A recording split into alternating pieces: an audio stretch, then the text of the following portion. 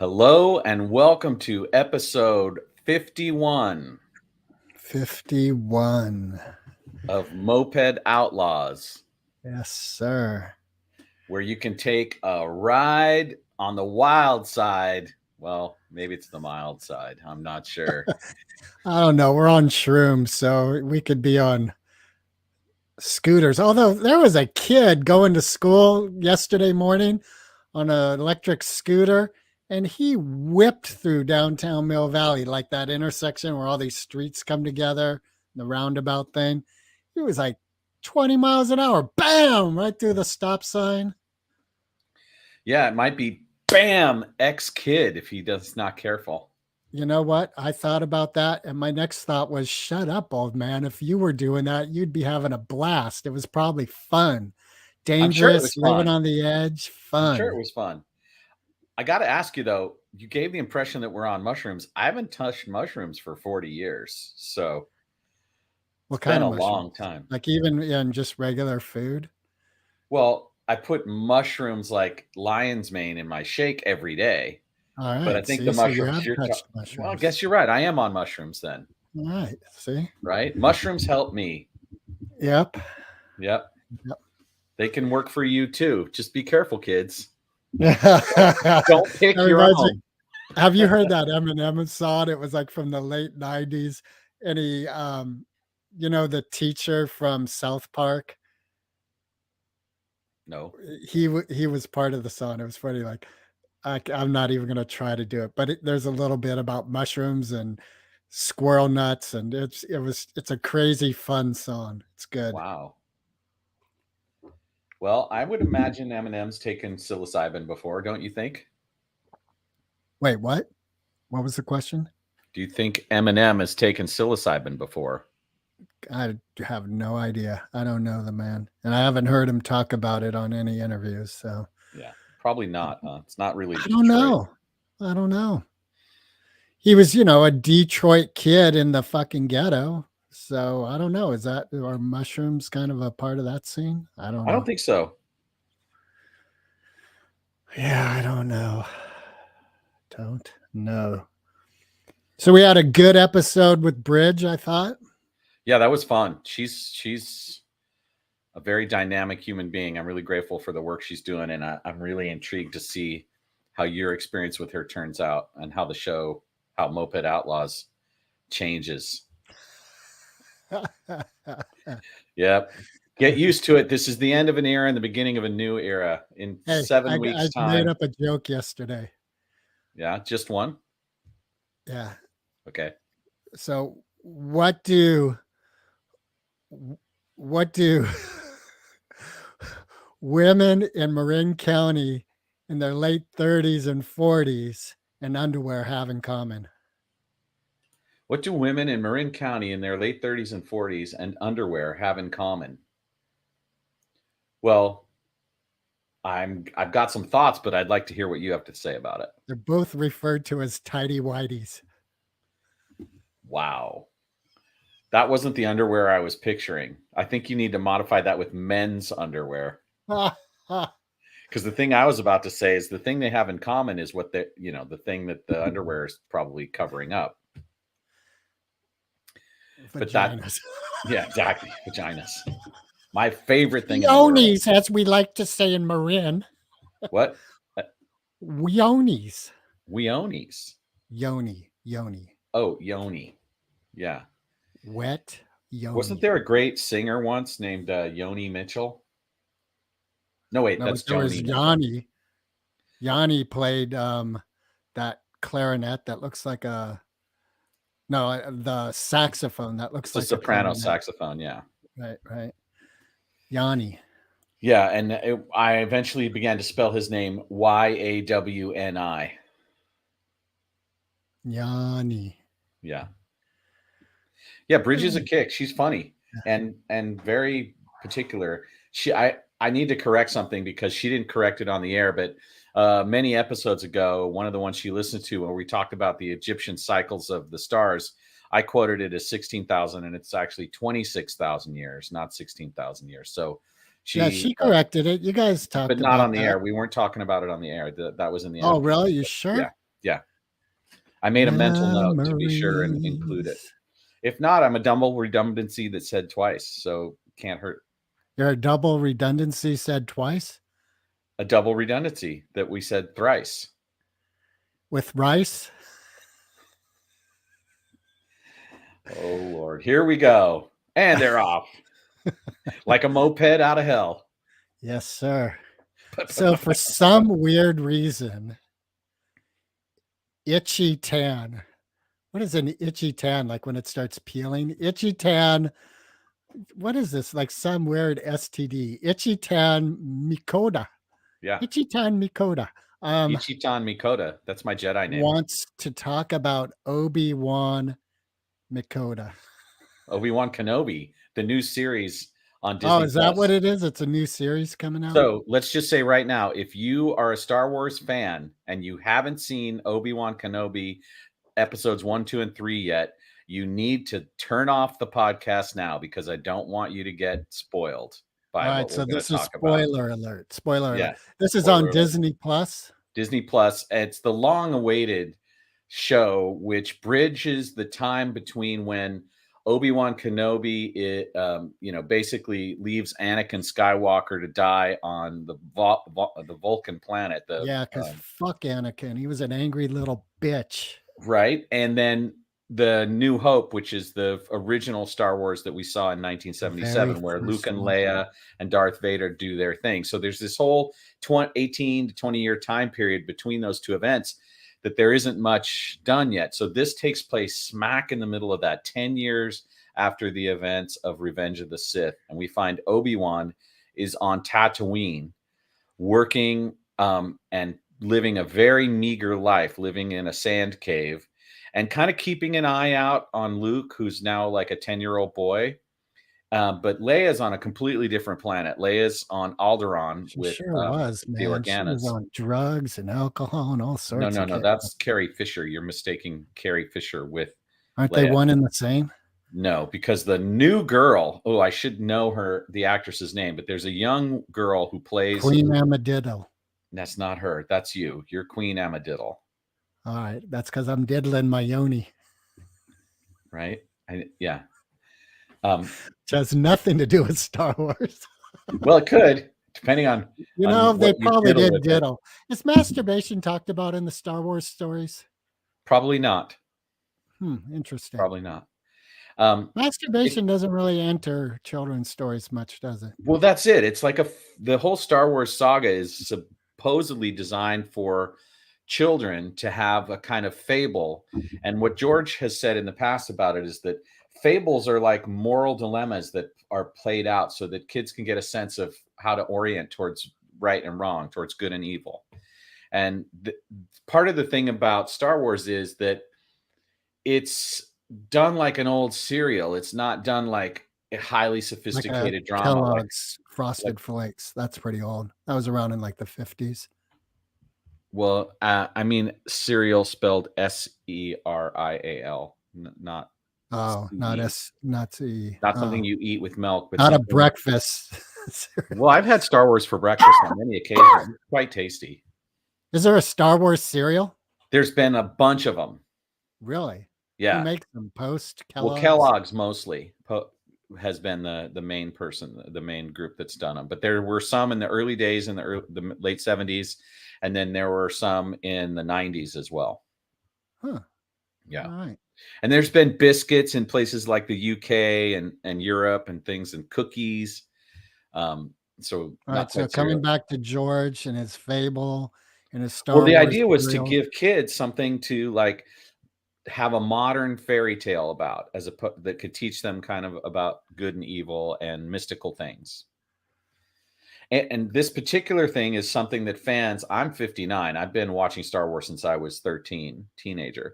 And for me, just seeing this thing that lit up my imagination and always wondering, like, what happened after the Clone Wars before, Luke grows up? There's this whole period where Obi-Wan's in the desert.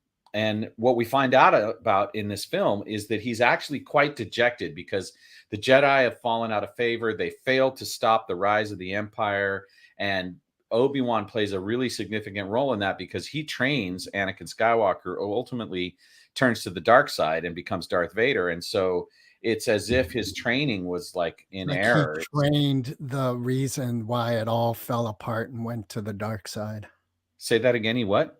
He trained the person who was paramount in the force losing and going to the dark side. Well, the light side of the force losing and going to Right. the dark. And it never loses. It's always a level of balance, like light, dark, dominant type phases. Oh, let's not get too philosophical with it. It lost. He's dejected, living in a dirt cave, playing with Tinker toys and eating tater tots out of the microwave. Actually, He's a sad one of old the interesting man. things about Obi-Wan, the show, is that his job is he's carving up this beast for the meat, and he gets transported into, like, he's part of a labor force. He's making just pennies, right? They have to clock in, Obi-Wan on yeah, Tatooine? yeah.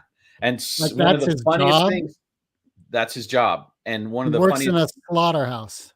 it's not a slaughterhouse. It's just this, basically what looks like a land shark. I mean, literally, they're out in the desert, and there's this giant fish-like looking creature that's What were clearly those dead. things in that giant tank-like thing, and they were scrap, and they had the beady red eyes and those really long guns on Tatooine? Are you talking about Jawas, or are you talking about sand people, or the They kidnapped, C-3PO and R2-D2, like, yeah, for the that's the junk metal. Jawas. The Jawas? Jawas, Jawas. So Jawa. are they also carving up this land shark with No, Obi-Wan? it's an enterprise. This guy it's like it's a found thing, and he's got his team carving it up because the food is being sold in town, right? But it's massive. The thing's as big as a couple of Oh, a houses. town on Tatooine? Yeah. Wow. Do you ever see it? Yeah, we see it. Obi-Wan goes into In Mos No, but Espa, I in the think it is. First Hope, like where the very We first don't Star see Wars. this one in New Hope, but we see there's Mos Eisley, which is where Obi-Wan takes grown-up Luke, right? But there's also several other cities and towns in the area. Mos Espa is the one that we are So used when to they were seeing. in that cantina bar, was that on Tatooine? Yes, sir. Oh, I always thought they went to a different planet to hire Han Solo and No, they hired him to get off the planet because the ah, stormtroopers were looking for the droids. But anyway, back to Obi-Wan Kenobi, the series. He's cutting up this fish, and the opening sequence, you're flying. It's like an overshot, like a drone shot, and there's this giant like fish, as if it's swimming through the sand, which is kind of weird. And then it's it's kind of it like a sandworm from Dune. right, but it looks like kind of like a combination between a manta ray and a shark, and it's on its side. It's turned sideways, and they're like basically carving up all of the muscle tissue and packaging it and putting it on a transport to go into town. And one of the things What are that the they Corvus packaging ship, it in? Plastic? uh, they put it in these like generic Star Wars box container things, and it's out in Or the middle of the desert. There's vacuum no refrigeration, so I'm like, man, that must be some stinky ass land shark. Yeah, like that's what I'm wondering, what the hell? Yeah. So anyway, that was like the opening of it, and there's all this stuff that happens in it that's really amazing. And in the third episode in the series, which dropped on Wednesday last week, we see Darth Vader and Obi-Wan meet again, and that was Really? yeah, really On exciting. Tatooine? No, they're on another planet. There's a whole thing where Bail Organa calls up Obi-Wan because Wait, little who the Leia fuck has is run away Bail and been. Organa? Who's Bail Organa? Yeah. Man, you didn't do the research. I didn't fucking do any research. Anyway, it's a really exciting show. I'm loving it Wait, because so of they meet up. So wait, no, you're Bail not giving me Organa, Leia, baby Leia, or young Leia. She's probably 9 or 10 in this instance. Okay. She lives on this beautiful forest planet. It's basically like if you were on a planet that looked like Tahoe. And she's a rich girl. She lives as a princess. Her dad, Bail, is like a senator. And So she's used to kind of running away. Ha ha, mom and dad, I can like get away out to the forest because she doesn't like all of the attendants. She has people dressing her and she has school and blah, blah, blah. So she runs out into the forest. And it turns out that there's these guys called Inquisitors that are hunting down the remnants of the Jedi. And they know that Obi-Wan is still out there somewhere, but they can never find him. They're having a hell of a time finding him. They don't know where he is. And so they decide, well, if we kidnap Leia, Bail That'll draw Organa, him who out. is a friend of Obi-Wan, his daughter. They don't know who Leia is. They don't know that Leia is the daughter of Darth Vader. They don't know that. No one Okay. knows that but Obi-Wan and Bail. And so and Darth. they catch Darth her in knows, doesn't he? Huh? Darth knows he has a daughter and a son. No, he doesn't know he has kids. Oh, really? Yeah. So in Not a Star very Wars, good dad. Revenge. Oh, bad joke just came to mind. Say that again. He's black. Yeah. Yeah. They don't really address how he knocks up how Jedi's not. That's like the first thing he does that he's not supposed to do. Like God, long before, that's right? just- He falls in love with Queen Amidala, and that That just is starts him down the just- road. Politically incorrect character right there. Why? Because he runs off on his kids? Yeah, and he's black. He's the dark side. Anakin is not black, though. Oh, yes, he is. I think you mean, dude. Yeah, I knew this would happen. You're deliberately just the thorn in the whole storytelling thing to try and derail and make fun. And I see how much fun you're having. Facts. I'm just pointing out some facts. He's burnt. He's literally burnt to a crisp. Yeah. And he wears this dark suit. It's a black suit. But he wasn't that way when he conceived his children. And he's on the dark side. But he wasn't that way when he conceived his children. Oh, really? Yeah. He was angry from day one. Little angry hippie boy in his races. All right, so I thought you didn't know anything about the show. Maybe you should talk about Obi-Wan. I don't know anything about the show.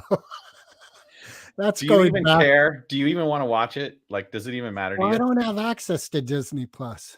Well, I can help you with that. All right. Shh. We didn't say that. We're going to edit No, that they out. have a thing where you can share it with your friends. Oh, really? Yeah. They know what's up. Like, they learned the Netflix rule, and so they built that in. Oh, Plus, it's only $4 a month.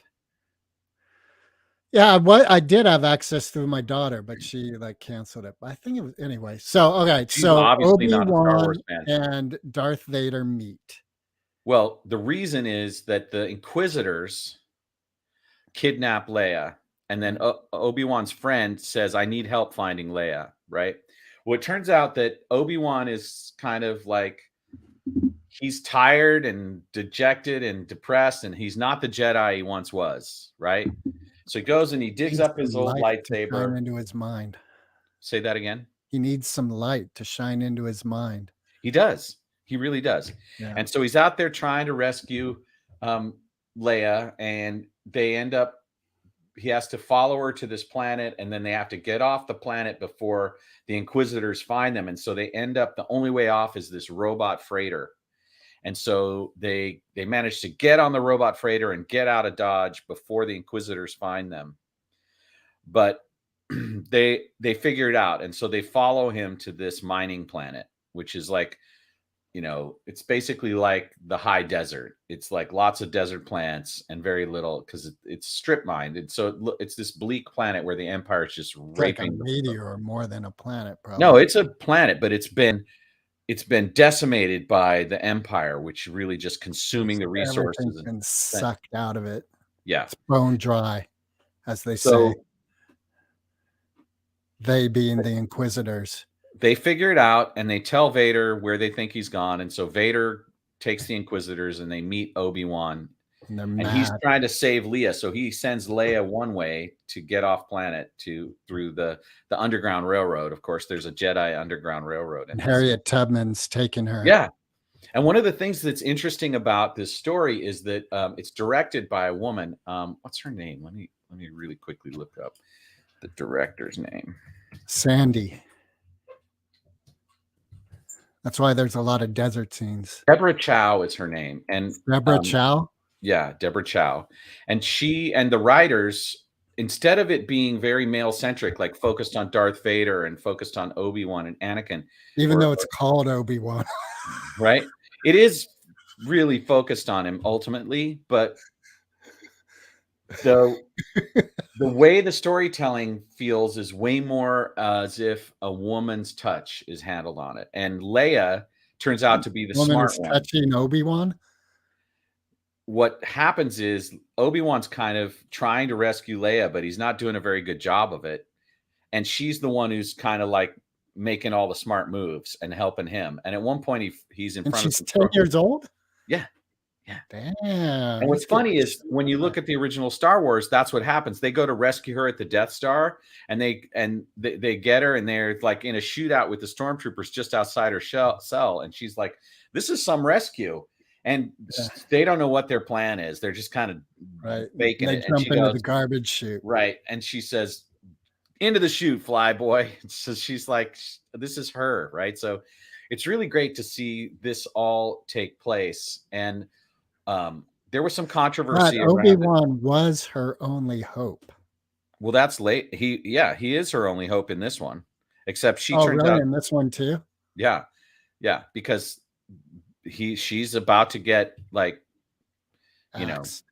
axed, right? Kidnapped. They kidnap her, and so one of the Inquisitors is played by a woman named Moses Ingram, and she's an African American, a black woman, and she's basically a Jedi gone bad. The Inquisitors are force wielding, and they're kind of turning to the dark side. And she's really got a nose for Obi-Wan, and she's featured prominently in the story as part of how the story turns. So there's a Pinocchio offshoot to the story.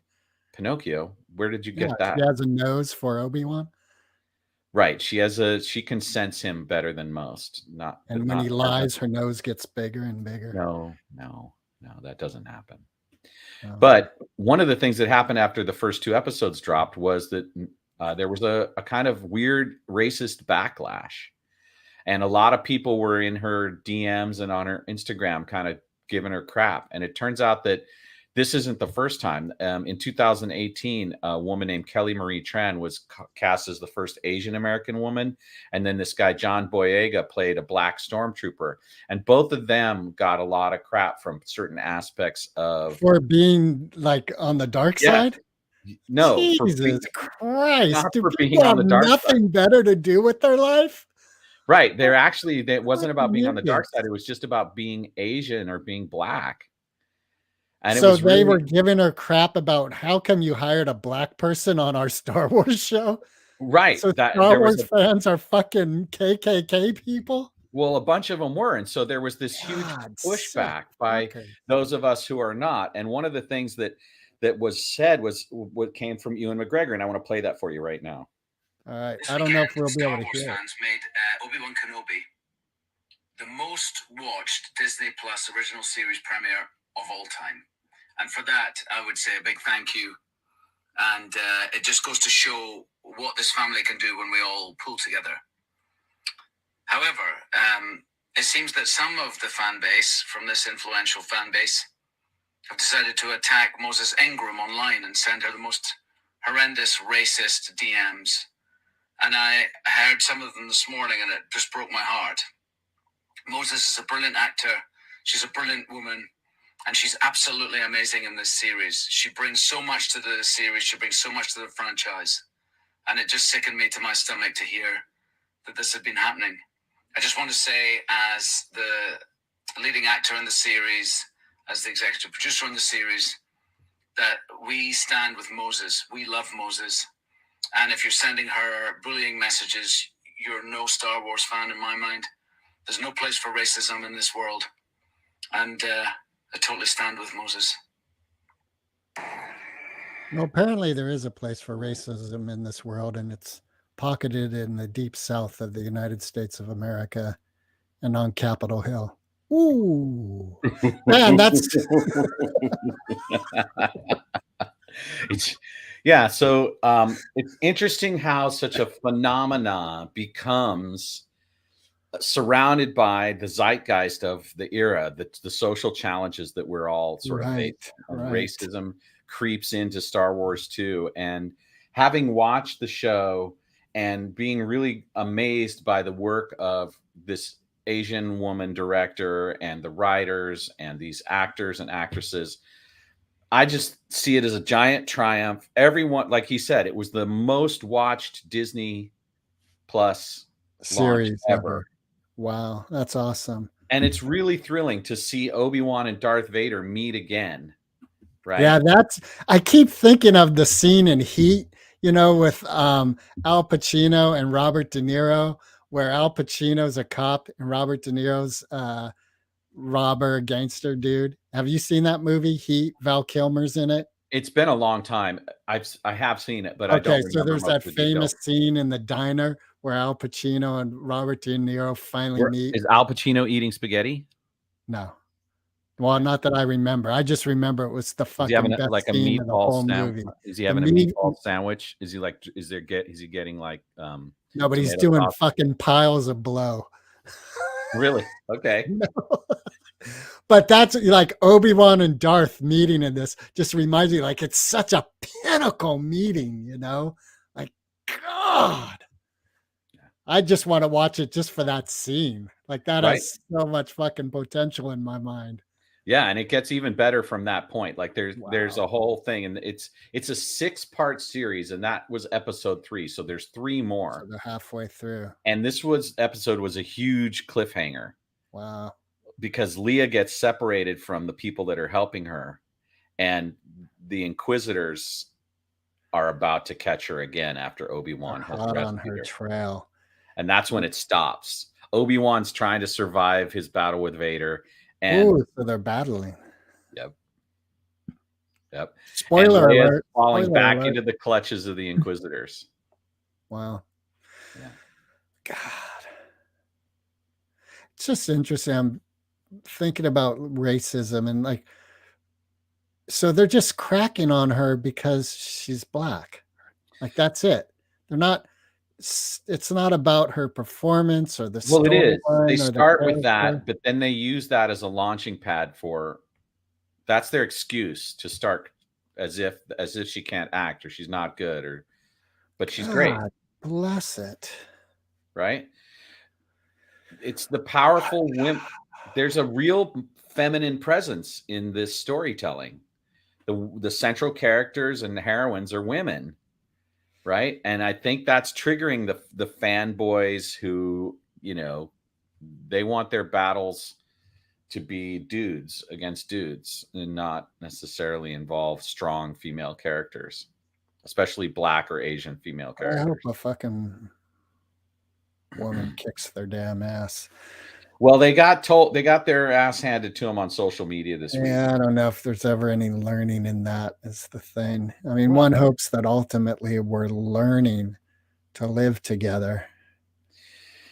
Agreed. And one of the great things about Star Wars is that it's a chance for fables to teach people about right and wrong and good and evil. And here it is. It's doing it again, even though in a way it didn't really intend to. Yeah. Well, better that we, these people come out from hiding and we're aware like, oh, we have a ways to go. Dr. Martin Luther might have been to the mountaintop, but the rest of us are still huddled here in the valley. Trying to stay warm by a fire. I've ridden to the mountaintop on a moped. I ran down a mountaintop once on mushrooms. Yeah. That's a fabled story that keeps coming up. And I had a lot of fun doing it. It might be that there's mushrooms growing inside your brain in that spot, and that's why it keeps coming up. No, it's because my friend Larry, who was a fucking runner, he was like breaking records in high school and he was a beast. And he keeps talking about how he was fighting to keep up with me as we were running down the face of Mount Tam on a full moon night. You had superhuman mushroom powers? Oh, yes, I did. Because I was fearless, man. I was just running down, that fire road that just straight down from the very top.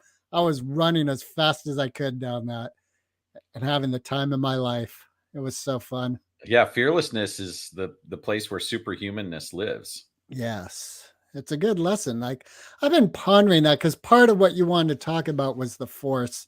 And this week I've been pondering the force, my own inner energy, and the desire to be grounded so that I'm making headway on dreams and goals, along with the passion and fire to fuel the energy to make headway.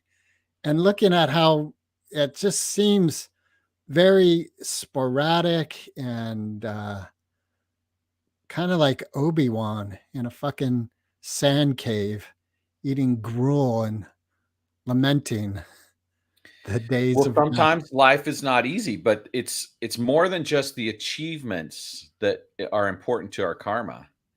It's the process. It's the struggle that we have to go through and what we learn from doing that. And so as you go into this where you're honing your skills, you're honing your focus, you're taking your willpower and applying it in a cogent way to disciplines and steadfastness and consistency. That's the key ingredient, but it's not all there is. If it were easy, everyone would be doing it, right? Well, and there is the mindset piece. I was just listening to the podcast with the three guys from It's Always Sunny. They have a podcast that's out. It's brilliant. And they were talking about the mindset. And Dennis was sharing as how he had this real back pain. It was really fucking with him and interfering with his life. And he decided every morning he would wake up and say to himself, I'm healthy. My back is strong. I'm doing well. And he said, like, over the course of time, I forget the time period, but like he was feeling better. He was feeling stronger.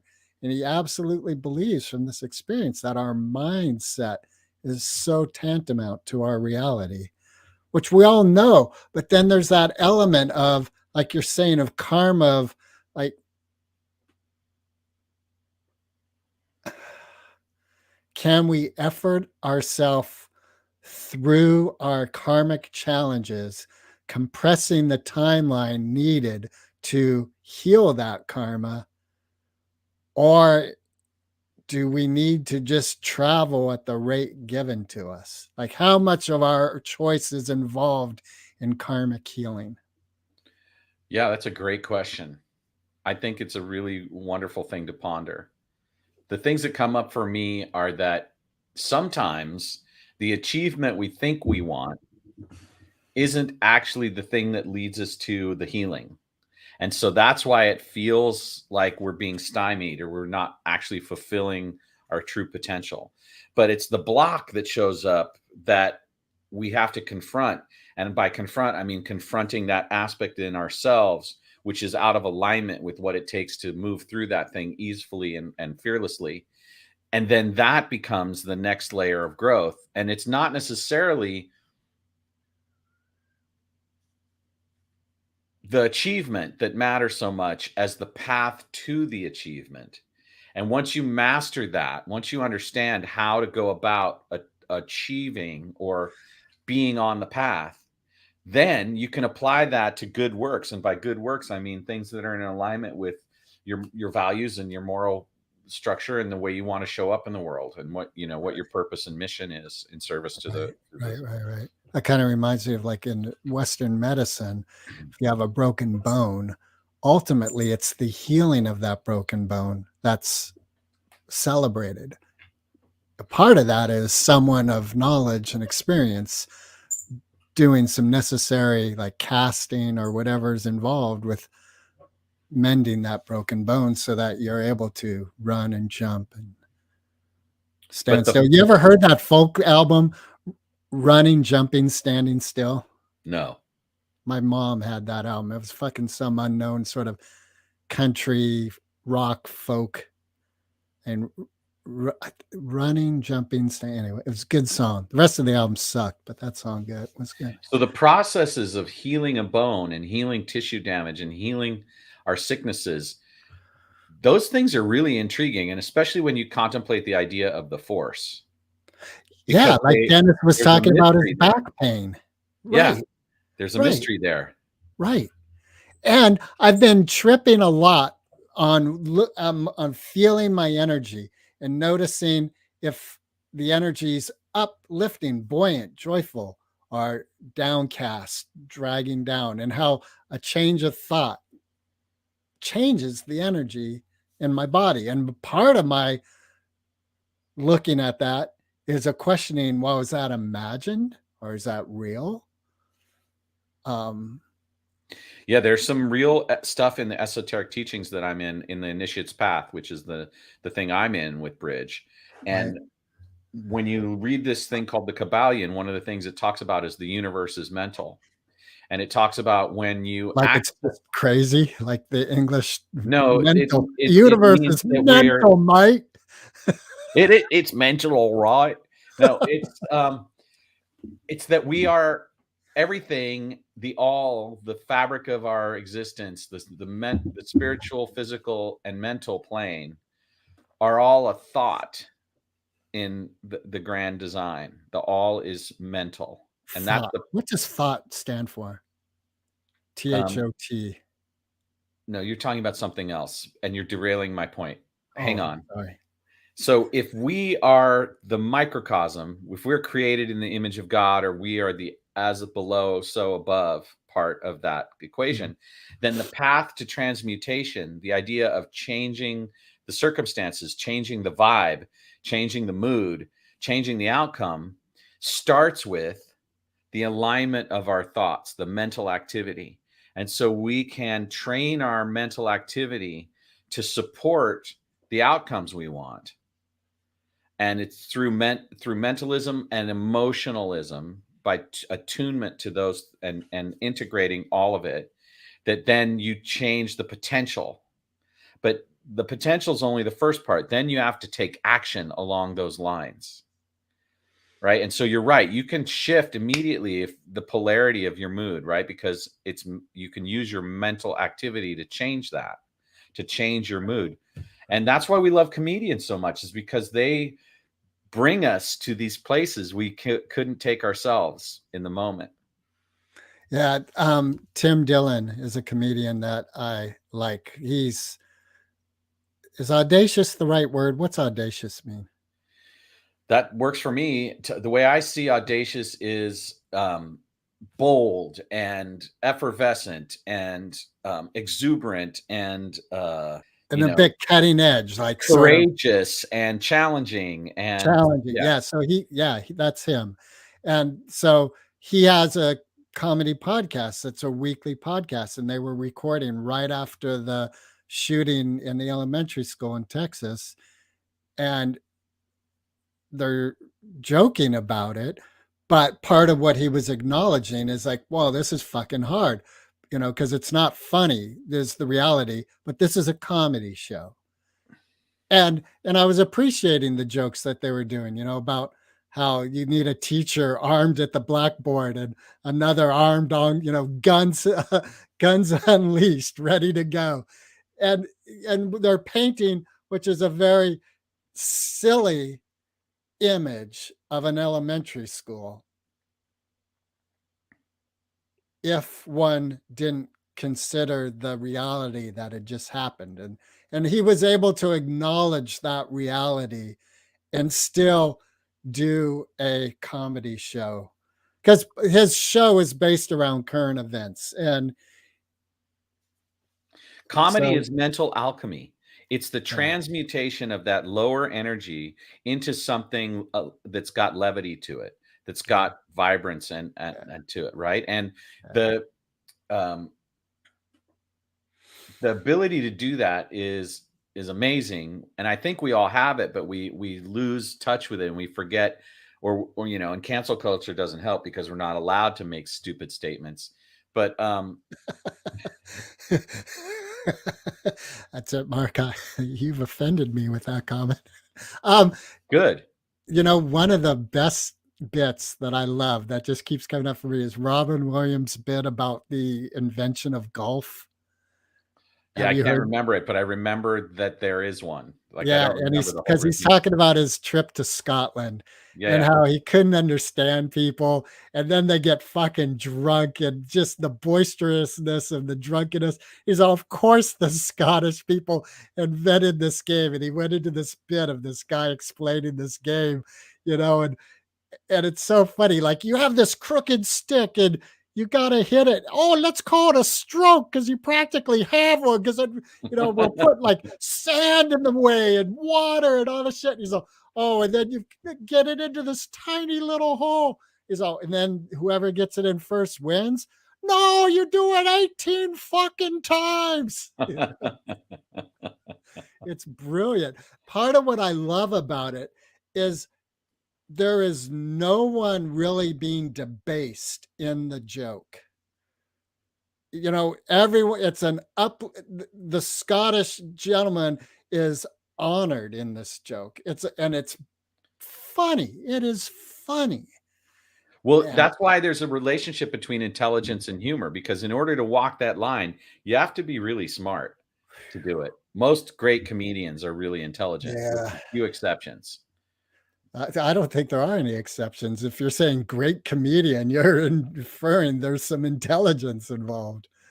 Now, you Well, may not like their comedy, but they're still intelligent.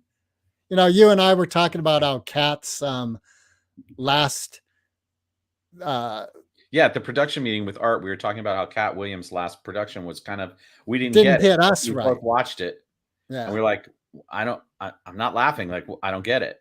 right. Yeah. But he's still a very intelligent man, and I really did appreciate his science and God element, and the thing about water. Yeah. Well, that's brilliant because it's really true. We know what water's made of, but we can't make it. Yeah, We can, but what we're really doing is just distilling it with electricity. It's like right. it, yeah. And the way that water contains electricity, Well, right? we can't. No, we're not distilling. Like, you can't take. Let's see, it's H2O, so two hydrogen Hydrogen, one molecules, oxygen. one oxygen. We can't combine those and create water. We could take vapor. We could take water already created and change the forms it's in. We cannot create water out of raw molecules. Right. And part of what I've heard is the challenge is the explosive force involved in doing it, we aren't able to manage. Well, the force, there you go. Like, how does this happen? How does water get created in the world? It takes a whole bunch of different conditions.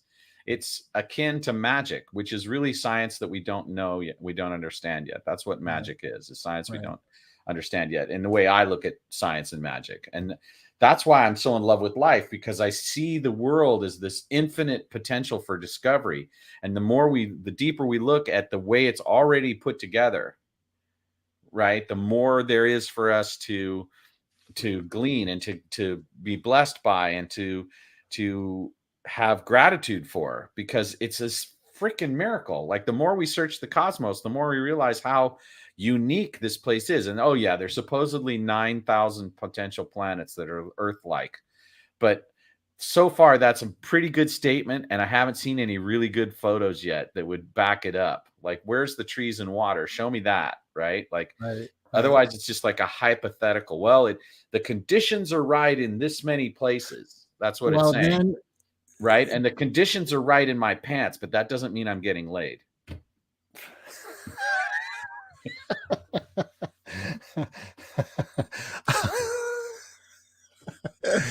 talk about derailing. I can be funny too. And part of what I've heard people talk about is that we are so stuck on a carbon-based life form that there actually is life that is on other planets, and we are unable to recognize it because we're so narrow focused in what we understand life to be. Yeah, Even because we're viewing it through the material plane, through the lens of incarnation. And right the on this planet, particular to this planet.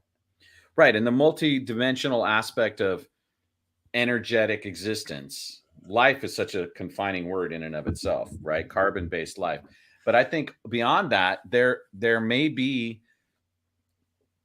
things that are other dimensional forms of life that don't fit the paradigm, that aren't constructed of Right. carbon. I've heard there are from some people I trust. I don't, I'm People not that take saying there are, mushrooms, but I'm saying I people, trust them and they say they are. well, and people that take mushrooms have reported back that, and people who are considered clairvoyant. All right. You up for an Obi-Wan Joke? test? No, quiz. Yeah, I'm let's going to give see it if to I me. can test you. Okay. All right. Where is Obi-Wan? This is ridiculous because we know he's on. Oh, okay. Wait a second. All right. So after the fall of the Republic and the near extinction of Jedi,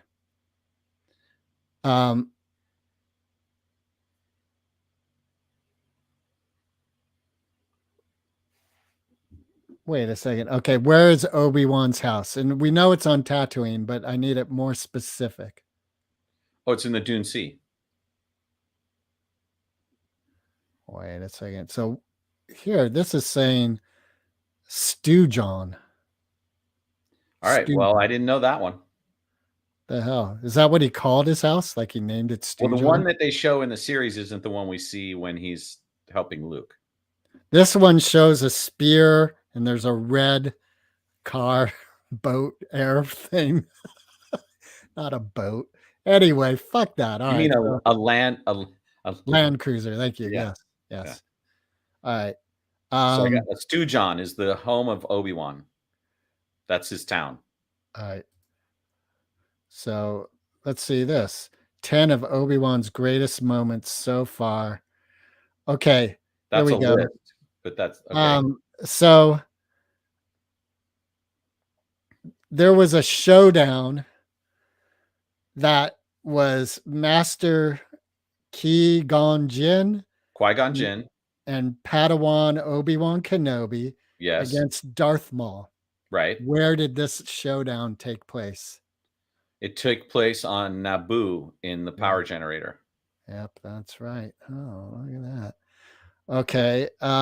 There's another duel with Jango Fett's Mandalorian armor. The full arsenal. Oh, so Jango Fett and Obi-Wan are fighting. What was the weather condition during their rain? fight? It was rain. Damn, look at you, motherfucker. All right, this is unlikely alliance. So he comes to the cargo hold of Maul's ship and he gets unexpected assistance from a former dark disciple. Who was the dark disciple? He comes to Maul's ship. Yeah, he's in the cargo hold. So he was captured by malevolent brothers. He comes into he comes to. So he was unconscious and he came to. This is from Clone Wars, the animated series. Yep. And it is, oh goodness. I can picture the character, but I can't picture the name. What's the name? Well, I'll give you, is the character male or female? Male. Nope. Female. Okay, so I'm totally wrong. And what's the answer?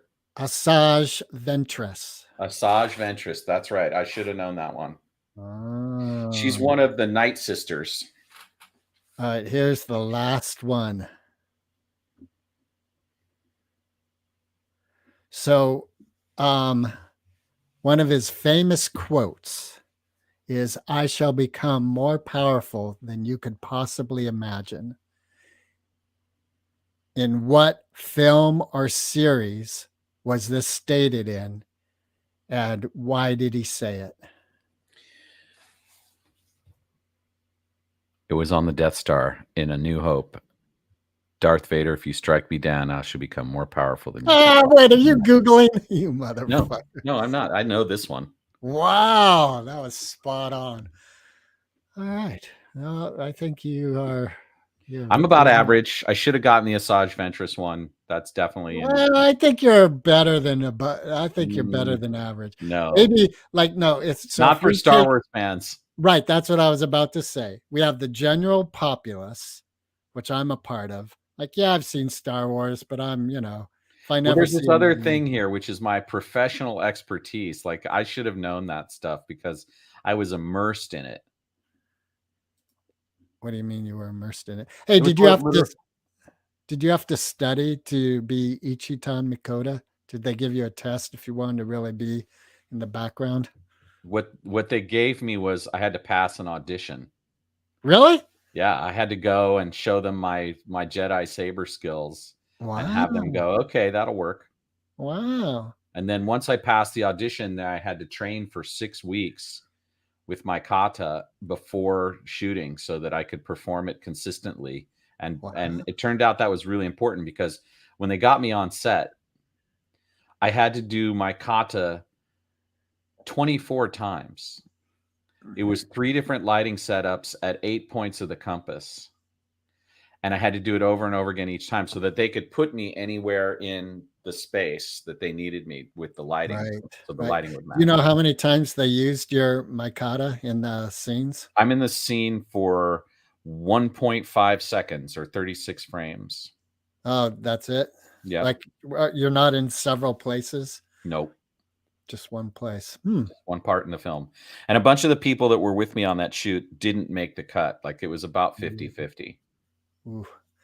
So they're on the floor with Kevin Costner with his film debut for what was that one where he was the suicide guy and all the college friends get together?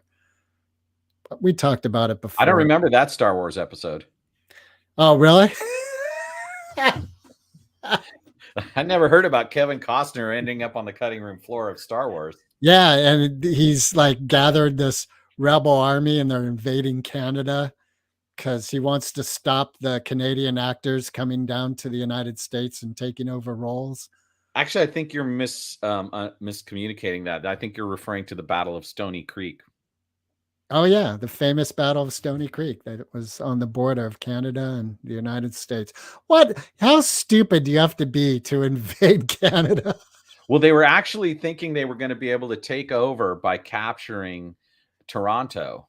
Take over Canada? Yeah, because in those days, if you captured the capital, you then win. you It's like the effectively king in were chess. What? It's like the king in chess. You could have all the pieces on the board, but you got the king. Okay, you win. Here you go. Here's Yeah. our whole country. Yeah. Well, actually, it was the capital of York, not what is now called Toronto. That Yeah. mindset still seems to be precedent today because wasn't Vladimir or whatever his name is, Putin, wasn't he like going for the capital of Ukraine and he felt like if he caught that, he wins?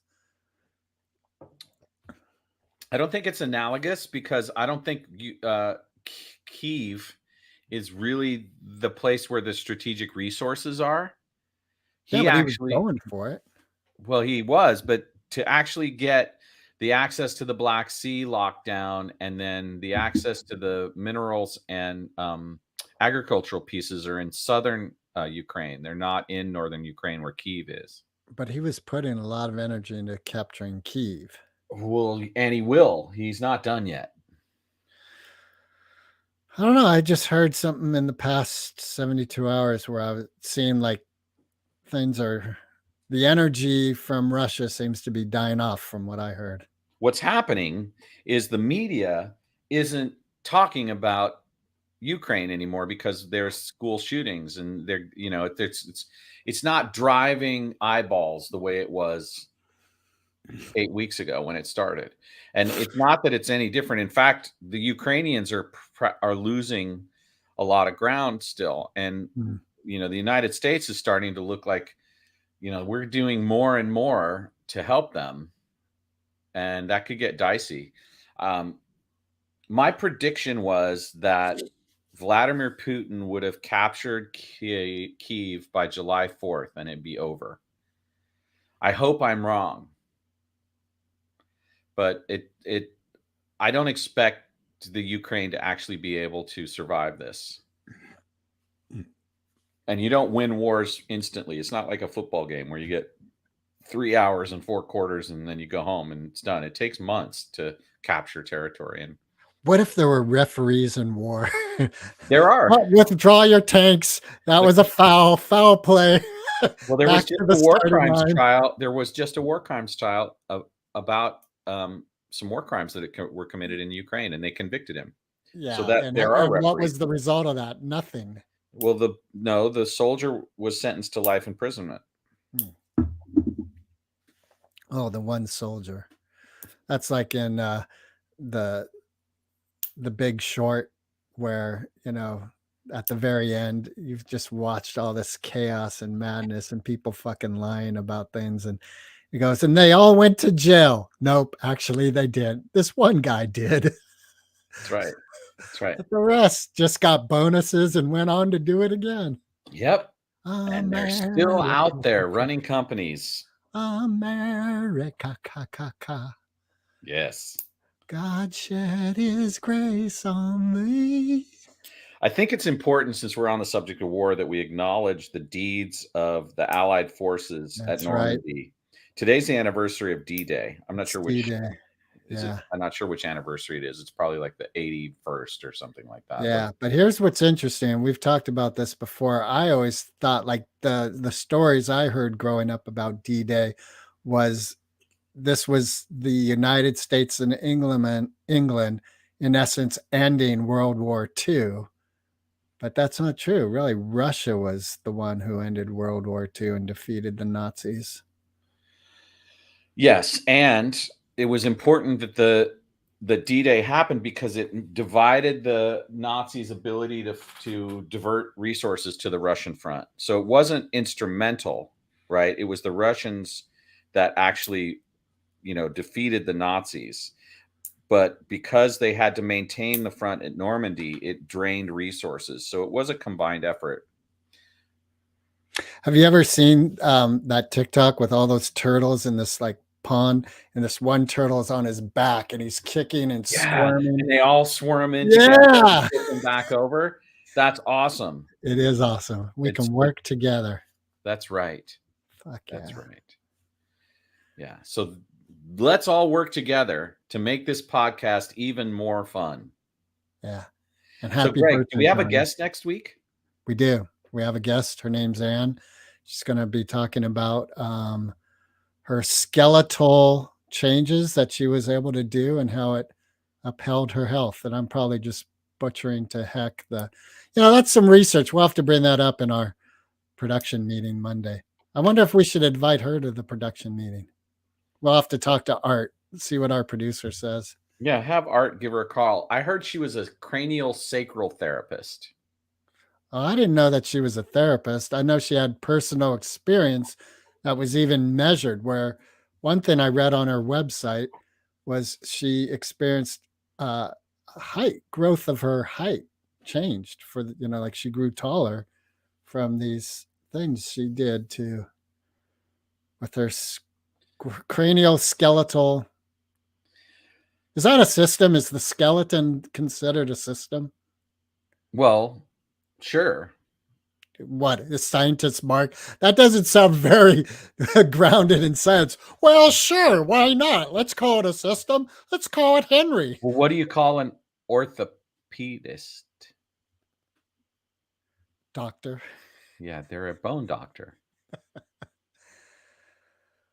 All right. So I'll see you next week. And I just want to give a shout out here. Happy birthday, Johnny. Johnny who?